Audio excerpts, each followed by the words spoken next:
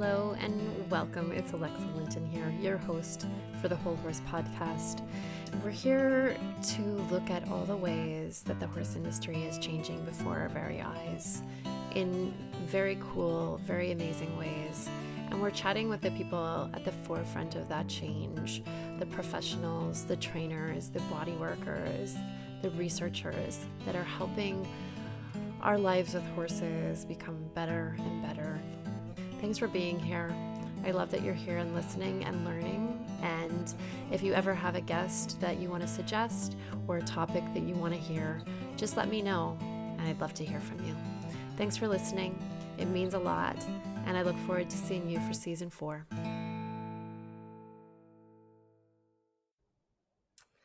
Hi, everyone. It's Alexa Linton here, and you're here for season 4 of the Whole Horse Podcast.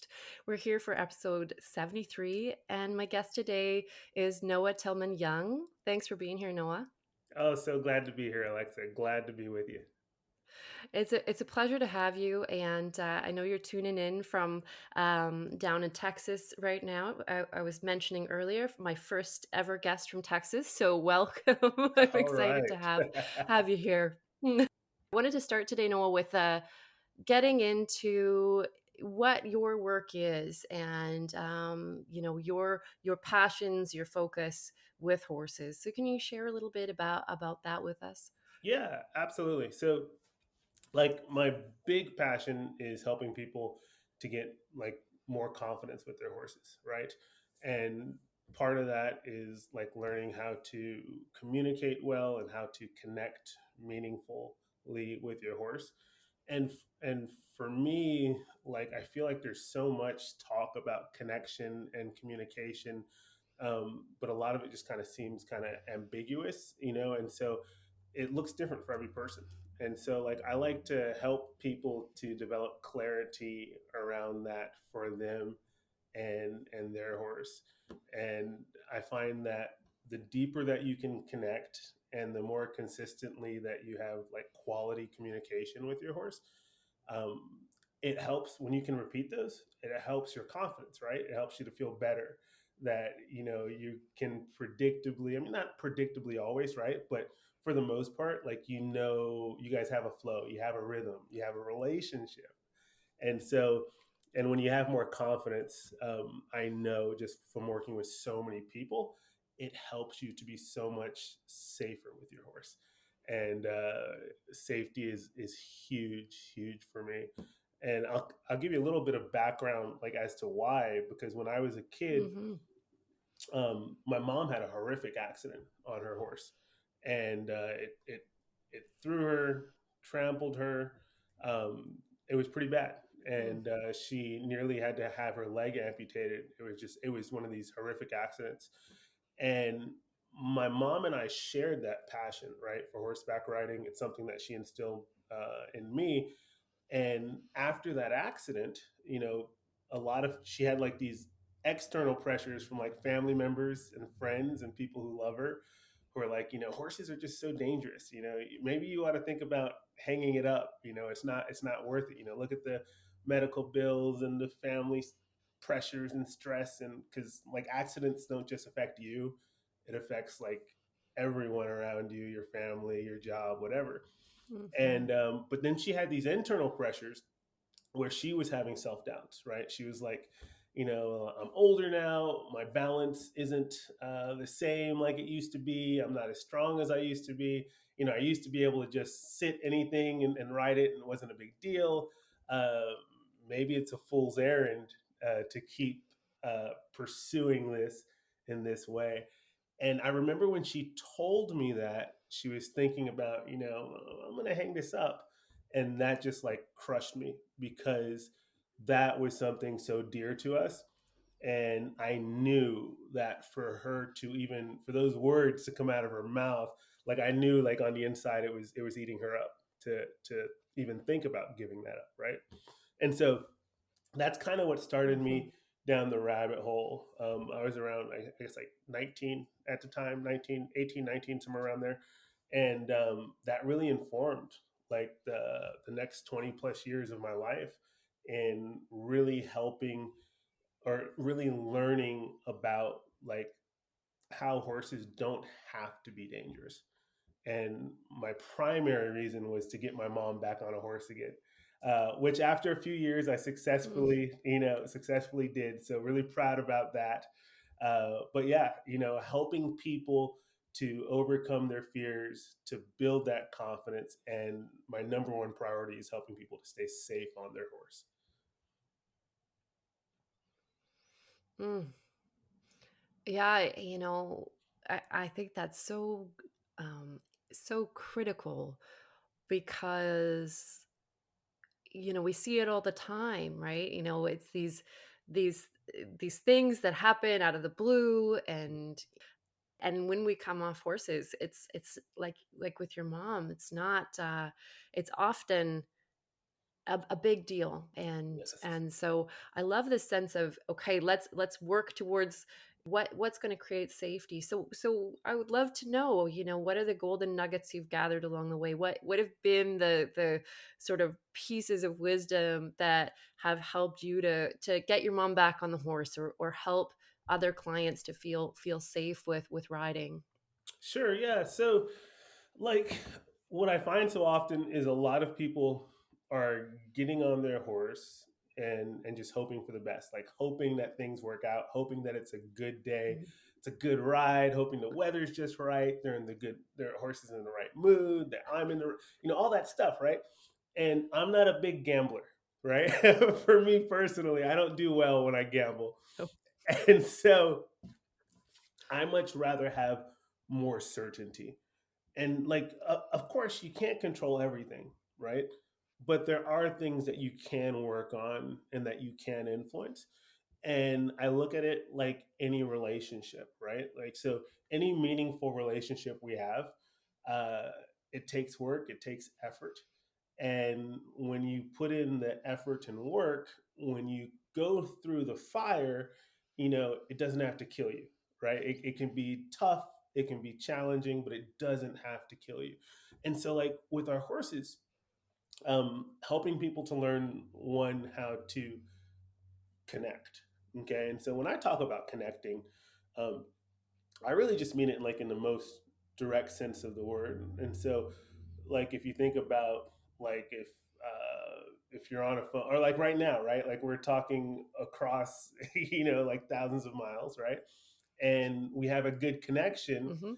Hmm. But if I were trying to communicate and I could be articulating like in the finest fashion and using the best words or whatever, but there's no connection, like there's it's for naught. And so when I talk about connecting with my horse, like is my horse paying attention? Are they listening to what I'm asking, right? So like if I apply a rein and I ask for that rein to move, is what's the connection like? Is it bracy where my pony is not coming? Is it immediate? Are they really just excited to work with me? And oh, let's go over here. And so like looking at where that connection is and being honest about it, right? And recognizing that there's always areas that we can do to work on that connection, right? So that's kind of one part that I think is so huge. Being able to connect with your horse, and there's so many ways to do that. People get so wrapped up around different like training methods or styles or this or that. But it's for me, it's more like it's something in here, right? About paying attention to our horses and recognizing them and really meeting them where they're at. So that's kind of one thing. But the other thing is communication. And so for me, communication really requires three pretty simple things. One is clarity, right? Like we all want clarity about what we're asking. One is consistency, right? So in a relationship with a horse or with a person, like you're looking for consistency, certain things that are, again, doesn't mean that some things aren't different, but certain things that you can trust to remain kind of constant. And then the other thing is simplicity, like being able to break things down really simply for your Hmm. horse, and having a history and a habit of doing that, so that when you find something that's challenging, it doesn't seem overwhelming. you and your horse already have like a process of being able to break things down into small steps that when you put them together, they begin to look like something. And so when you get those things, that really helps with your confidence, right? Because you've put in the work, you have the history, you and your horse know, right, that, oh, okay, we've gone through some things, we've gone through these little trials, so there really isn't anything that we can't get through together.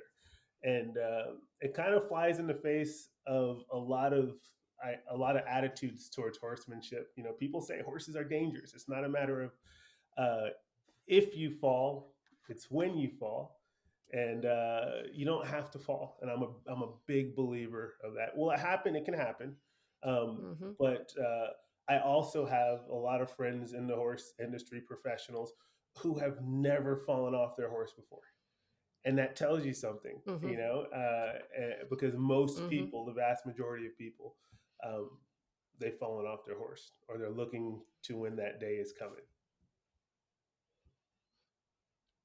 Yes, yes, it's so true. I mean, I look back at my, whew, I guess in my 20s mainly when I was young and somewhat reckless, and when I think of the times that I fell off my horse, it was generally when I was doing something unsafe.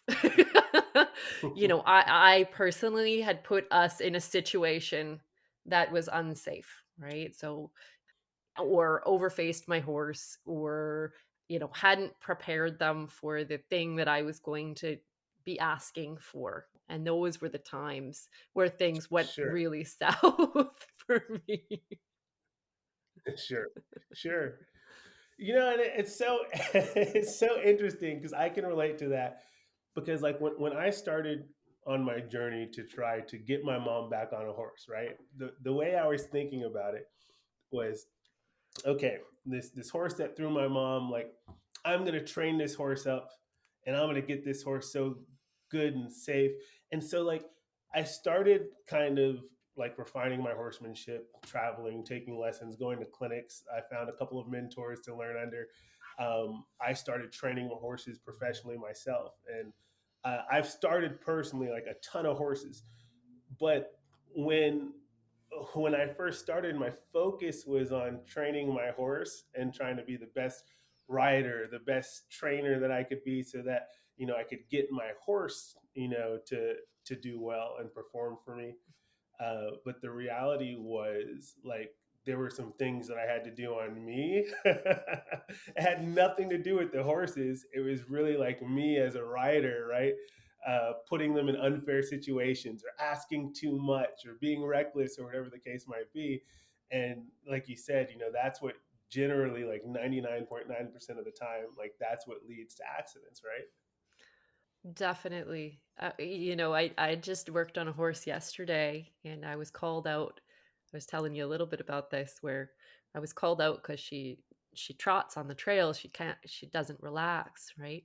And she's anxious, intense, and I'm a equine body worker, so I always kind of track around. That's like my default lens. So going, oh, she needs the body work, which Sure. is a part of things. It's a piece of the puzzle, because if a horse is uncomfortable, then Absolutely. that's a part of that connection. And can I communicate in a good way?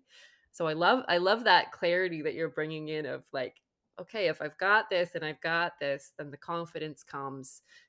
Even in the horse, right? They could feel their body better. They know that when the saddle goes on and the rider comes on, that they're going to Yes. feel good in themselves. And it was so interesting to chat with this gal, because so often in the horse world, what happens is, um, now, number one, we don't always learn great groundwork skills, so we don't really have like a first gear sort of built into our. So she said to me, I feel more confident when I'm in the saddle because I haven't really worked with groundwork to feel comfortable there. I was like, oh, so interesting. And then, of course, as soon as she gets in the saddle, the mare hasn't really learned how to relax well in herself. And there hasn't been that Sure. kind of step by step by step process to build her confidence and comfort. So I found it, this is like coming in the perfect time, right?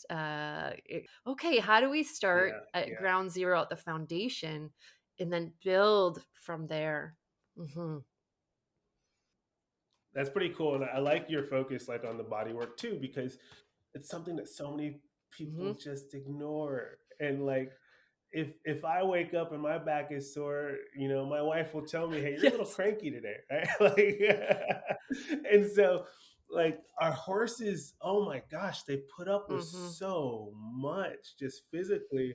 Where you get a horse and you look at a horse, and I'm no body expert or anything like that, but over the years you begin to develop kind of an eye and see things. And some of the stuff that horses will put up with, it's like, man, it's no wonder. You're lucky he only bucked you off once. Like this horse has been in a lot of pain and discomfort. It's incredible that they've gone so far taking care of you Oh my goodness. um, Yep. in this condition, right? It's absolutely incredible how much we miss sometimes, um, which kind of just makes me think of something else that I am just so guilty of with my horses and animals, is that sometimes I ignore them, like I don't acknowledge them. Hmm. And my wife is absolutely different. Like every horse, every animal, she stopped.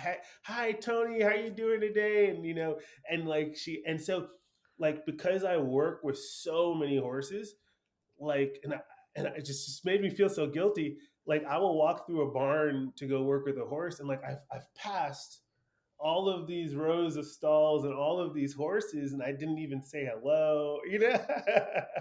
Yep. But like so it's something I've tried to be more intentional about, right? Like making sure that I'm saying hello, that I'm greeting them, I'm at least making eye contact, thinking about them, because I find that the more that I'm intentional about that, the more I'm paying attention or wondering, okay, so maybe this isn't just a behavioral issue or a lack of communication. Maybe my pony's not feeling well today. Maybe there's something else going on. I really love that. I'm guilty of the same thing. As a body worker, it's so interesting because sometimes you'll go into a big barn, lots of horses, and it's a fascinating thing. I mean, I don't know if you've ever watched this, but like I'll work on one horse, and maybe this happens in training too, where the rest of the barn is like yawning and licking and chewing and having a nap, and they're kind of in the process, That's awesome. they're getting the goodness of whatever is going on. And I love that idea of like really acknowledging and seeing, because I think with our horses, so often one of the issues is that they are not seen, or they're seen through a Mm, particular lens of what yes. we want to see, of them, and not like, how are you today? How are you showing up Sure. today? Because we know, like, I'm definitely not the same every day. There is ebbs and Right. flows of my moods and my, how my body feels and my energy levels. Like, and our horses are very much the same. So I really enjoy that idea Yes. of like, every day, how are you today? Sure. It's pretty cool, and I've just found that since I've been trying to be more intentional about that my relationships with my horses, and even if it's just like my personal horse or a horse that I'm consulting with or whatever, like I'm able to connect that much more quickly, that much more deeply, even if it's for a brief moment, right? Like sometimes in clinics, you know, um, I might someone might hand me a horse to demonstrate something or whatever the case might be. But even in those moments, because I've taken that extra little bit of time to kind of dig in a little bit deeper and see how they're doing, it it makes things more effective, and it puts them at ease, right? It makes them feel more comfortable, right? Totally. I mean, if we know anything about being human, one of our greatest needs and desires is to be seen and understood, right? Like it's uh it's Yes, yes. such a calming. I mean, we talk about safety here, this idea of safety. What feels safer than someone who sees us truly? right? Yes, yes, Mm, yeah. yeah, I love And that. that's huge because I know that, a lot of people um, in the horse industry, horse world, like when they're looking for the tactics, if you will. Like, tell me exactly how I can fix this or do this or do that. And like, I mean, you can go on YouTube and Google like a million horse training videos, right? So like the tactics are out there, but that's not really what people need, right? People need the stuff like seeing your horse, so that they feel safe. Because coming at it like you're saying, right? Like, letting them know that they're seen and that you're really putting effort in, like that's going to go a lot further than doing this exercise and the 1 2 3 and this or that, because it's coming from a place of relationship, of genuine care, and that just goes so much further uh, than the tactical stuff, if you will.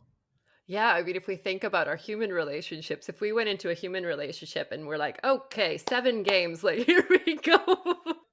Gonna build some connection today. Sure, Like, sure, I don't know what kind of response we would get, but it probably wouldn't be like what we were right. wanting, I think, in those moments, right? So I love that. Sure. I think, over the years, I've really seen this distinction between, the steps or the strategy of around something and the feel that we bring to whatever we're doing. Mm, Mm, yeah. yes. Yeah. So Yeah. tell me a Totally. little bit, Noah. I want to track back to the start of more to the start of our conversation where you were saying that you really saw that there was stuff that you needed to do work with for yourself when you were working with that horse to kind of get your mom's horse into a space of being safe. What were some of those things that you noticed about yourself or that you realized you needed to work with? Yeah. So one of the things that I quickly recognized, right, was that our horses really are so attentive to things. Like they notice little subtle things. And so one of the things that I learned is that some of the small subtle things could have like the biggest impact on how everything else went with our horse, right? So even things there's a practice that we do called grounding, okay, Hmm. and it's pretty simple. Basically, like anytime we're working with a horse, like I'll stop, or like, for example, if I'm doing exercises or I'm working on one exercise and I might ask once, but before I ask again, before I do another ask, I might stop, Hmm. take a nice big deep breath. I'll let my nerves settle. I'll let their feet settle. I might wait like 20, 30 seconds, which can seem like an eternity, right? Um, but it's letting my horse just kind of settle in, know that this is a safe place. It's also helping them to delineate from maybe one exercise to the next or one ask to the next. But essentially, like all grounding is slowing down, right? Hmm. Going back to simplicity and making sure that my horse has clarity. Um, Another part of that too that really helped me is really learning that when I went into something, again, like I said, my goal was I'm gonna train this horse and make him perfect and safe.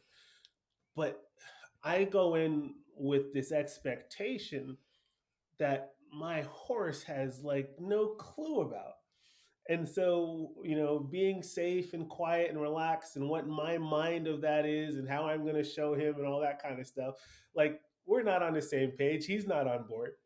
And so I learned to begin to look at things differently. It's, I have to ignore the outcome that I want. And I really have to focus on the process and being there in the moment with my horse and what they need and what we need together in that moment. Right. So, um, and that was something going back to your original question about like what are some of the things personally that I realized that I needed to focus on is like meeting my horse or meeting people like where they are without my agenda, right? And um, so I talk about horses, but I used to be a professional chef, and I used to like. I mean, I was really into cooking. Uh, Competed to join the national team for the culinary Olympics. I mean, it was pretty big thing. Awesome. And one of the things that you learn with cooking, because like everybody has different tastes, right? And like not everybody likes the same things. And so, for example, if I had someone who didn't like, say, onions, so yeah, so everyone has these different tastes. And so like if I have somebody who doesn't like onions, right? And sometimes at these competitions, the judges like people don't think about that. Like I would ask the judges like, "Hey, what do you like? Mm. What don't you like?" Right? So if I had a judge that told me I don't like onions, right? Well, then I'd ask, "Well, why? Is it the taste? Like you don't like the flavor, or is it the texture?" And if they tell me it's like the flavor, well, then that tells me, well, if he doesn't like onions, he probably doesn't like garlic either, right? Hmm. Or if he tells me like it's a texture, then it's like, well, if he doesn't like the texture, then maybe he doesn't like celery either, because they're kind of similar, right?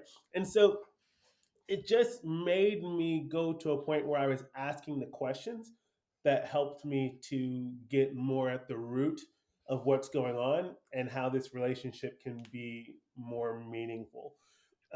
Because like in a culinary competition, you want to put your best foot out. You want to put together these really incredible plates that are showcasing all of these different cooking skills and all that stuff. But it doesn't matter. Just like when I wanted to train that horse, like I'm going to train him to do this and do that. It really doesn't matter if I'm not giving the guest for or the judge like what they want and what they're looking for. It doesn't matter to my horse if I'm not providing the safety, the needs, the security, the clarification that they're looking for. Does that kind of make sense? I love that. And and now my mouth is watering and, I'm like, I'm a foodie. So I'm like, Oh, ooh, that's awesome. food. And I love that analogy because it is this, I think so often because we get into this headspace of like, this is what should work. We're not really sitting into like, if I ask my horse what works for them, Yes. what would show up then? I know for myself, I have two mares, and they're very similar and very different. And they look like cookie cutter like replicas of each other. So I Oh wow. apparently have a type.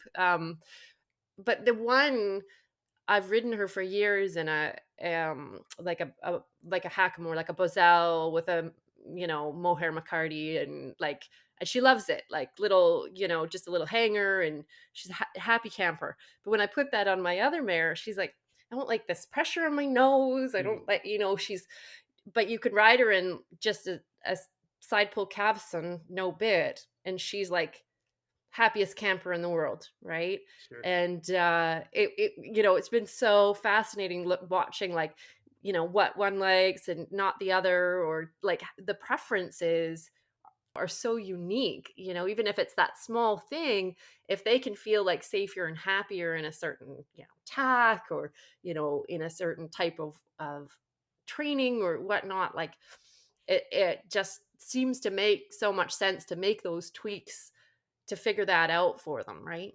Absolutely, Mhm. absolutely. And just to add on to that, like it shows them that you care, right? Like Mhm. like I feel like it really just it's like in a relationship, like when you look at the details and you recognize what somebody likes or what they care for, and you kind of make it a priority to show them that, like our horses see that stuff, right? And it makes our that relationship so much more meaningful, I believe. It's kind of like the five love languages. Like, what's your horse's Mm. love Yeah, language? yes. Right? Absolutely. I hadn't really thought of it that way, but like Absolutely, my yeah. one mare, it's like for her, touch and scratches. She wants her butt rubbed. Like that is, she would in some ways forego a treat over getting like Mm. snuggles and scratches. Where my other one's like the treat. The treat is the thing. Sure, you sure. know, or like praise. And so Yes. I just, yeah, I love that. Like, I think it's, you know, we're all beings, and there's always this uniqueness of what does it mean to feel loved and appreciated, you know? Right. Yeah. Hmm. That's That's awesome. awesome. Yeah. Aw. Now tell me, is there anything else that you kind of learned about yourself along the way? I know before we started, you mentioned this idea that you really kind of started to see that um, your relationships with horses were impacting or influencing in a positive way your relationships outside of horses. Can you tell us a little bit more about Yeah, that? yeah. So, um, like anyone who works with horses knows that working with horses teaches you patience, right? Like it really causes you to have to slow down and be patient, and like the more that you are forcing something, like the worse it gets, right? And I know that's something that I learned with my relationships. Um, and that's just kind of part of like how I was, like how I grew up. We were always taught to get stuff done pretty quickly, get it done right, to make it happen. You know, do whatever it takes. You know, there was never uh, and love, but there was never like an excuse for not like getting stuff done, right? Like it could have been snowing and sleeting and you lost your shoes. And my parents would be like, okay, Hmm. so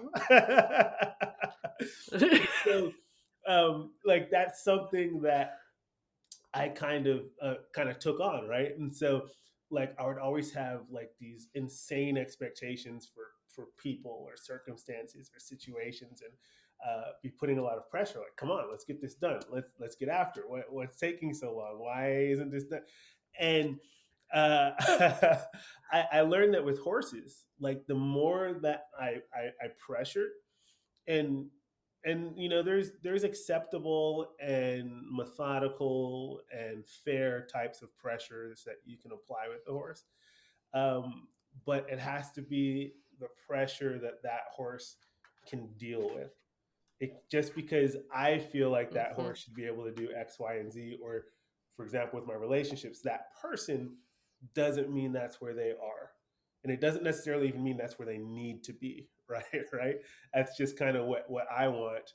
And recognizing that, especially with our horses, that sometimes our expectations are so unrealistic and we haven't even laid the groundwork or the trust or the right to have those types of expectations. And I learned that in my relationships, right? Like you know, how can I expect this when I haven't earned this? I haven't worked at this. I haven't earned the right. There hasn't been enough history. There isn't trust there like it should be. And so it helped me to look at relationships even like more of a process, like an organism, and to really kind of appreciate going through the process instead of expecting to always arrive at the end and having things look like what I want them to, you know. Hmm. That's it's huge. It's huge. And I Excuse really like that you put some of that piece around pressure in perspective, right? Because I think this is a question that a lot of people are asking now. Thankfully, I think it wasn't a Sure. question for a long time. That, you Sure. know, okay, what pressure is actually helpful? You know, it might be effective, but is it effective in the way that I want it to be? You know, Mm, I wrote an article recently and I was like, okay, if you're using, like, say, a negative reinforcement training, which isn't necessarily bad, sure. but recognize, is the behavior and the action that's coming through your horse, is it actually them learning, or is it them being scared of you? Right. Right. And that distinction, because if they're doing the thing because they are scared of punishment or over pressure, then you haven't really gotten anywhere. You may have taken some back steps even. And I'd love to hear your thoughts on that, especially Yes. with your focus on safety.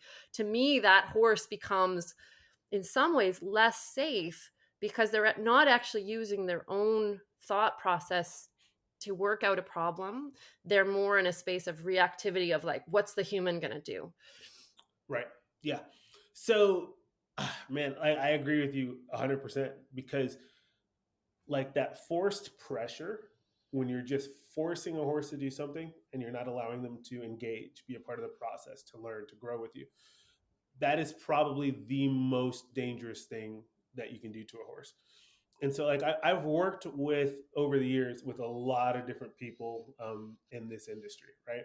Um, and I would never call any names, but there's one particular person that I worked with where people were getting hurt over and over and over again, but they were using this pressure tactic where they would just apply pressure. And so when you apply a pressure like tactic like that, what happens is like your horse gets to the result, right? Like, and so because your horse does A and you're Mhm. asking for A, you feel like you've accomplished something. Like, oh yeah, this is great, my horse, but they're like a robot. They, oh, let me beep boop boop boop, like do whatever you ask.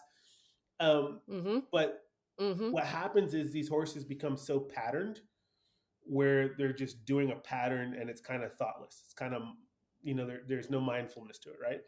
And so then what happens is when you get into a circumstance where something is out of the ordinary, right? The pattern is a little bit different.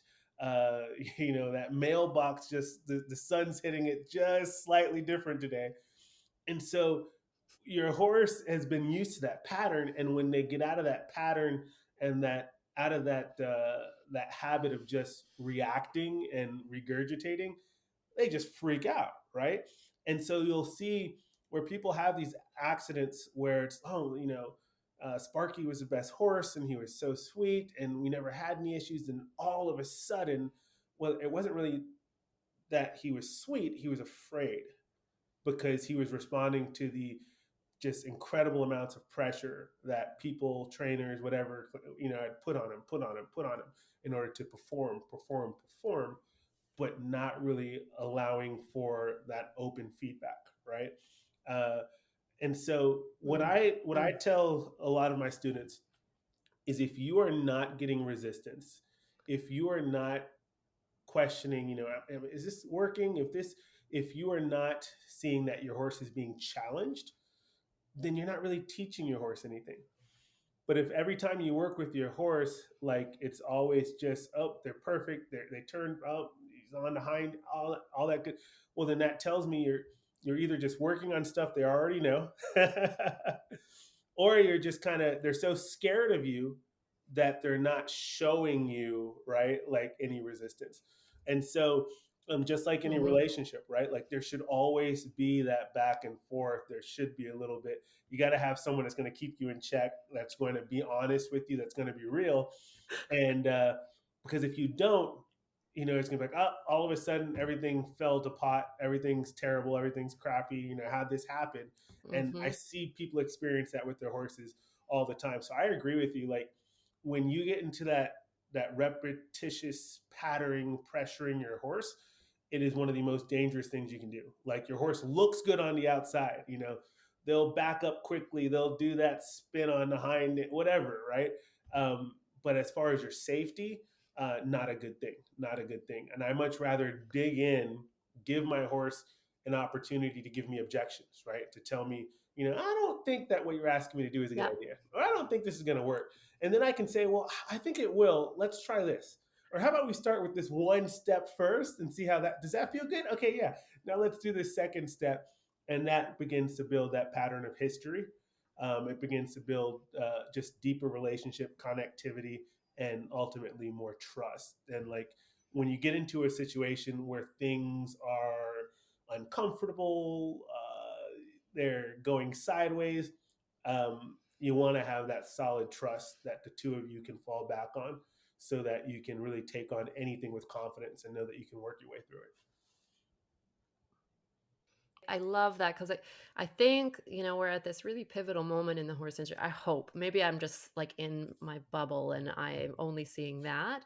But there is this sense for me that, you know, people are really wanting to kind of change their understandings about things like this. And, I know for myself, I was similar when I grew up. I took, like, I call it get it done horsemanship. Like I had this scary riding instructor. I mean, she terrified me. She's still teaching. I don't know if she listens to this podcast, but man, like I was, every time I was on that horse, you know, and I just remember these moments. I was like, how did I not kill myself? Like, how did something terrible not happen? And maybe it was because I was a kid and, I bounced a little bit more. But I just remember being in this space with horses that were so concerned and uncomfortable with what I was asking of them. And thinking, I hope that we're starting to change the narrative, that we're starting to like kind of Yes. go, okay, like that stuff, that way of being, me whipping a horse like crazy to get them to go over like a jump, we don't need to do that anymore. Sure. Yeah. We can actually be with the concern and sit with that and work up.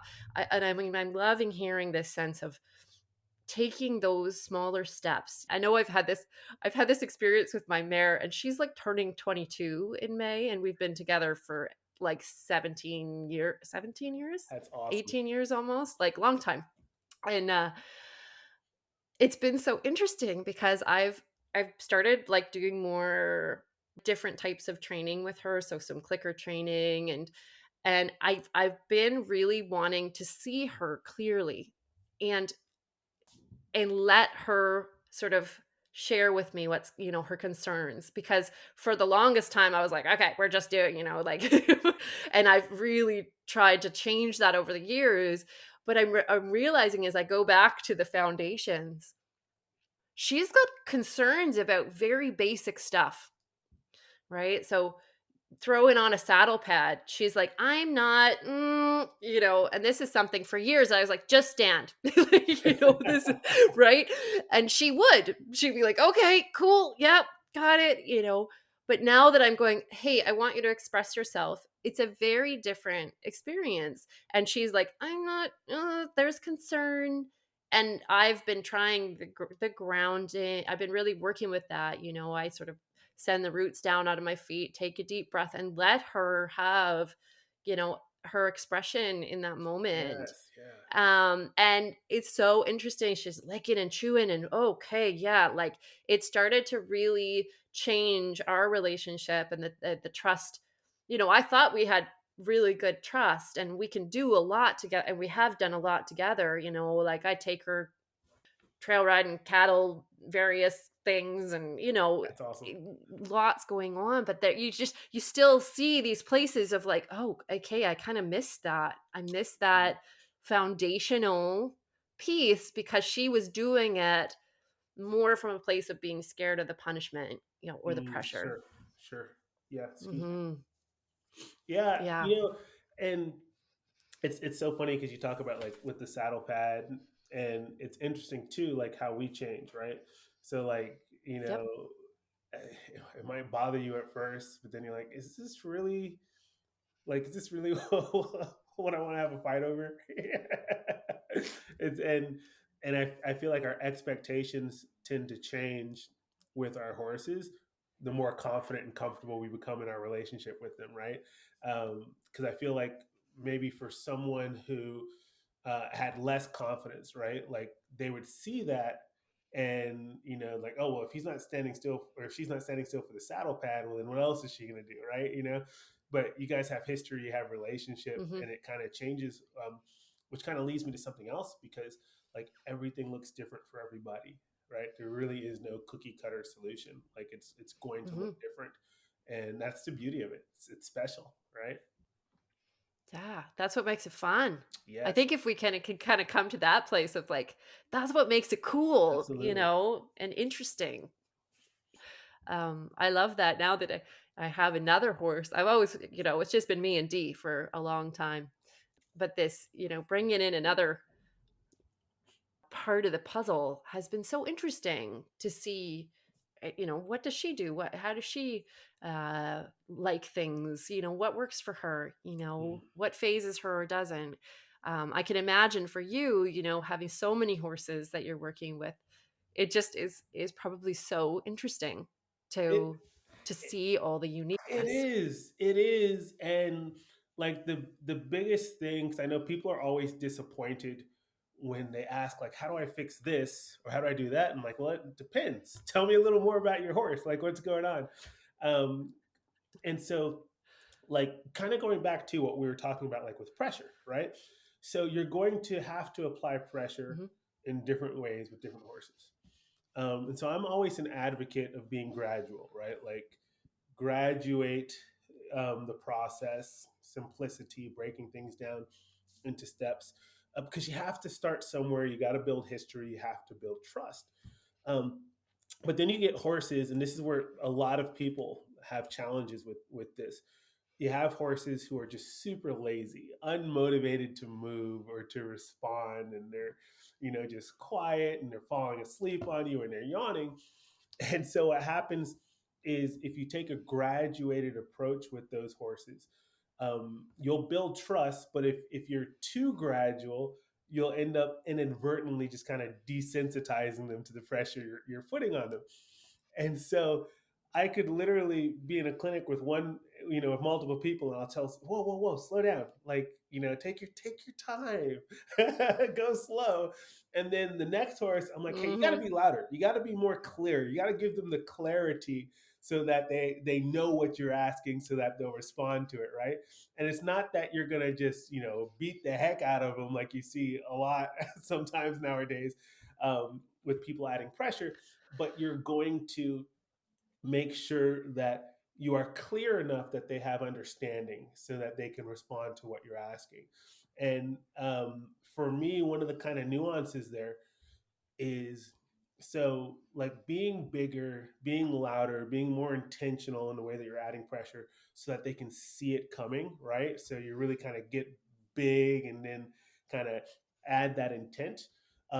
But also, too, like once you get that response, um, taking the pressure away, which everyone's heard before, but like, what does it mean to get a response? So it might not be exactly what you were looking for, but as long as they are demonstrating even like the slightest bit of understanding, right? So if I'm asking a horse to back up, they might not back up. It's a dull, lazy Belgian that doesn't want to move her feet and she's just there, right?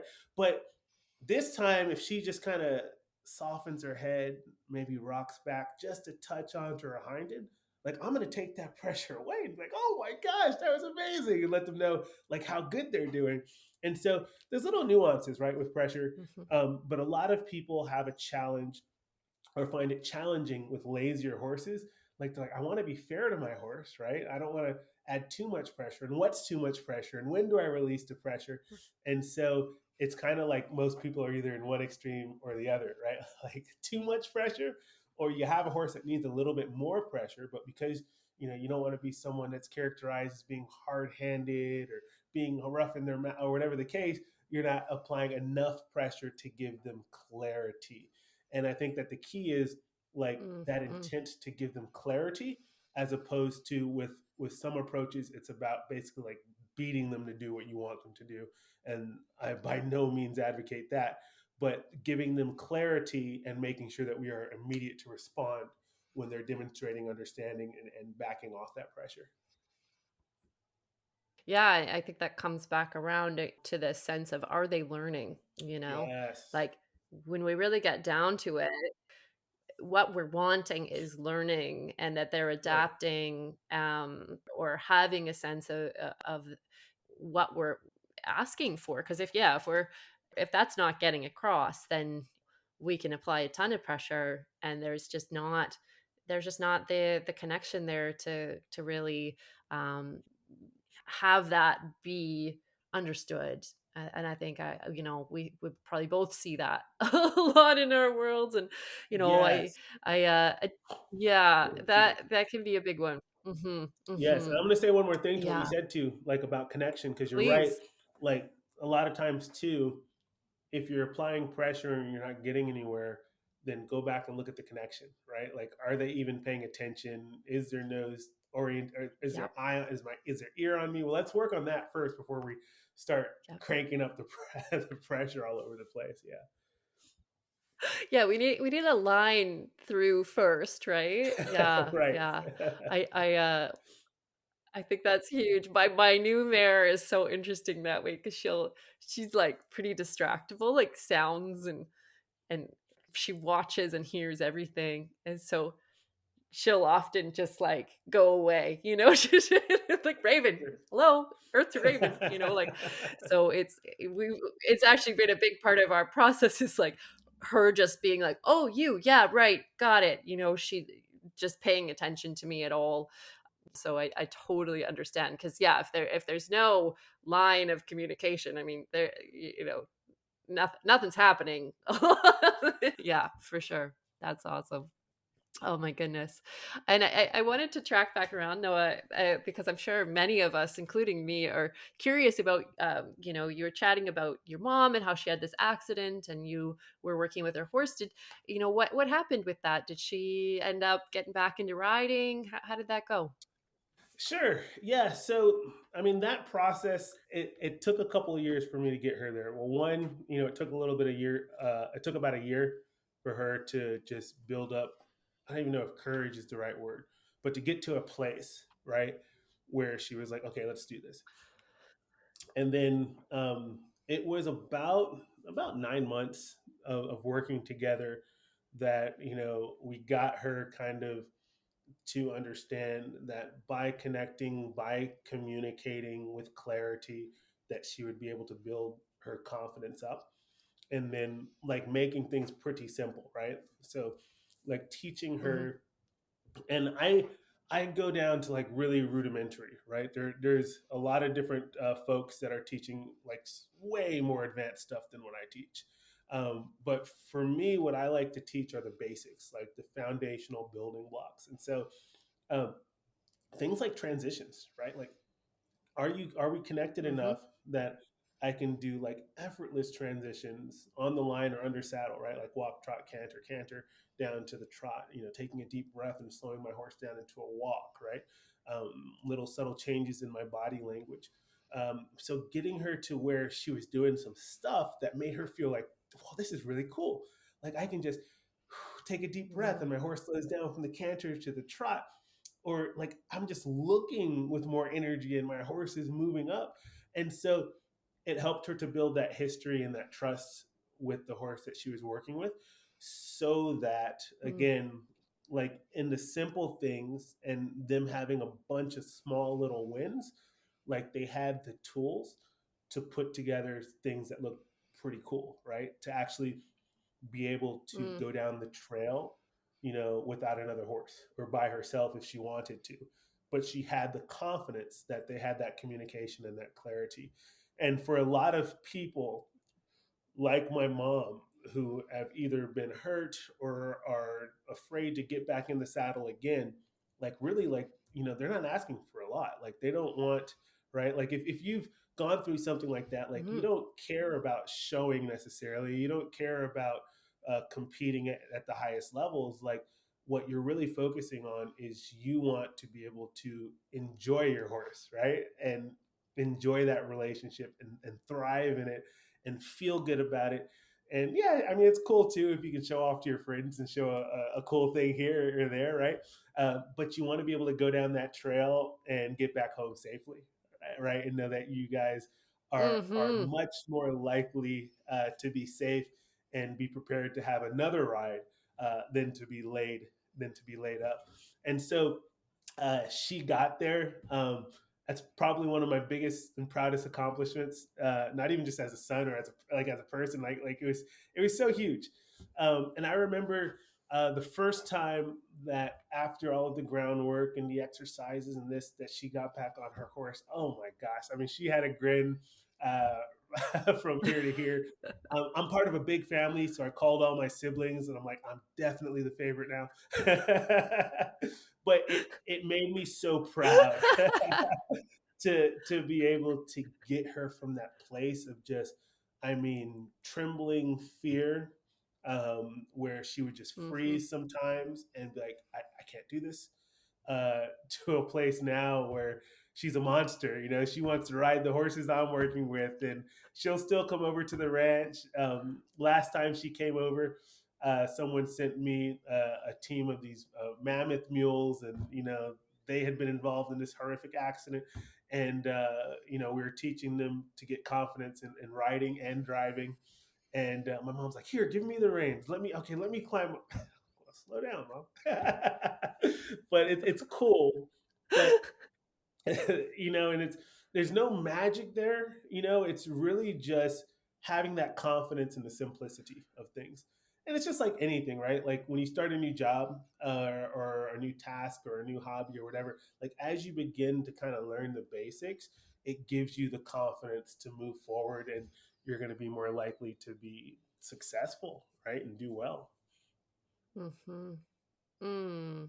I love that story, and thank you for sharing that. That just puts such a grin on my face to hear that that was the case. And I'm sure for my listeners, there's some out there that have had big injuries and you know um, have wondered how to come back from that, or what that looks like. So I think that that will give them some real inspiration about the future there. Because I know for myself, like and I'm sure you can relate. Like when horses have got you, they've got you. And Mm, there was a time, maybe I don't know, 8 or 9 years ago when I thought, okay, when Diva goes, like maybe I won't do horses anymore. And now mm. it's like, oh, that's just crazy talk. Like I want to be Not an riding option. until I'm real old. So I just love that.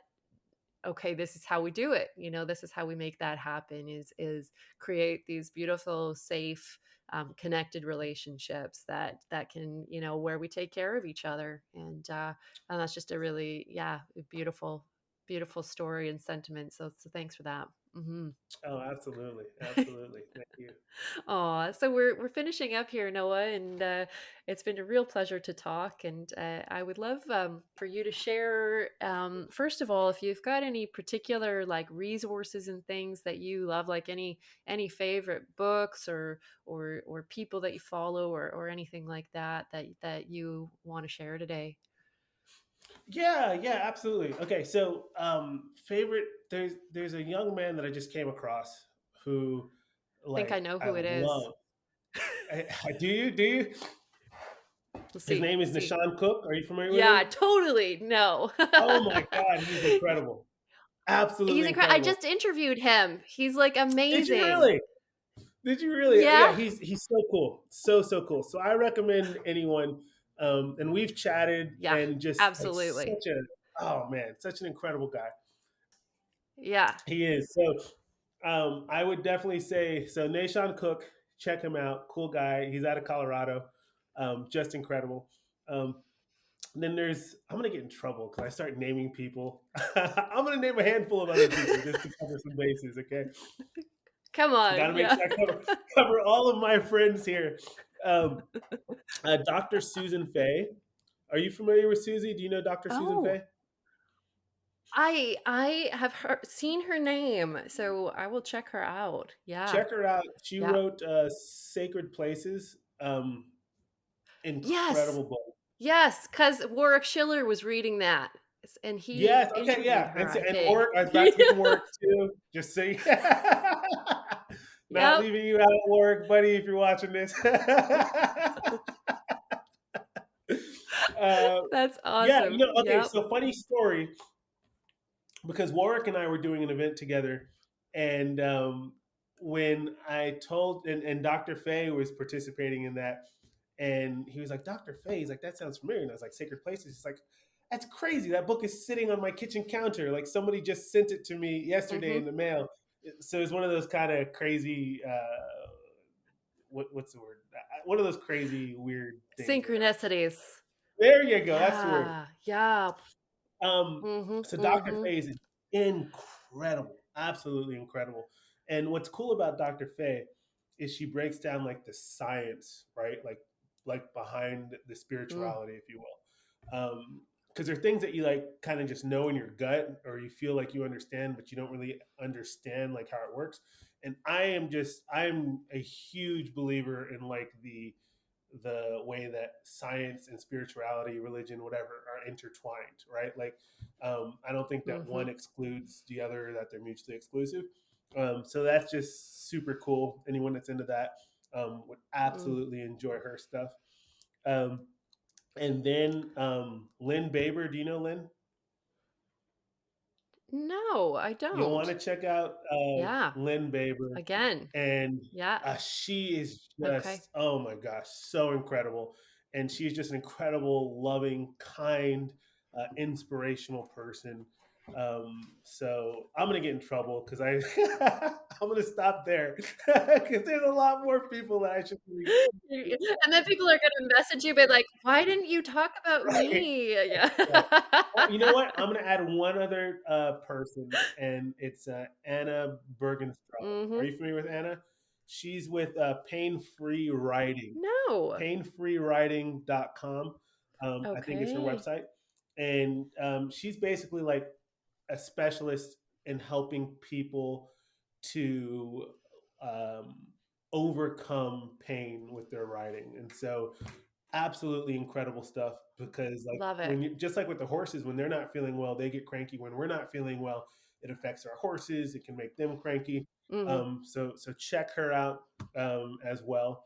And as far as like resources that we have, you can always go to steadyhorse.com, and you can find Yep. like all of our training resources.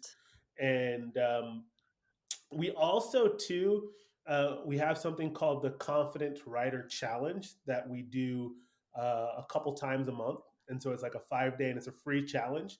And so anybody that's interested in that, you can go to it's steadyhorse.com/challenge, and it's a free 5 day challenge. And so that's a really cool Perfect. free resource that gives people just really tangible steps and things that they can do to build their confidence with their horse. Amazing. Thank you, Noah. And I feel like there's some new podcast guests that I need to reach Awesome, out to. good. So You know, I I appreciate that always. one of the thing, I have Um, to thank you too, Alexa, because one of the things that I love is like there's so much more collaboration in our industry than there has ever been before. Um, and it's just so good for mhm. the industry, right? Because I feel like things used to be so much more closed, and I think COVID has contributed too, right, to people being more open to collaborations and doing things, which is pretty cool.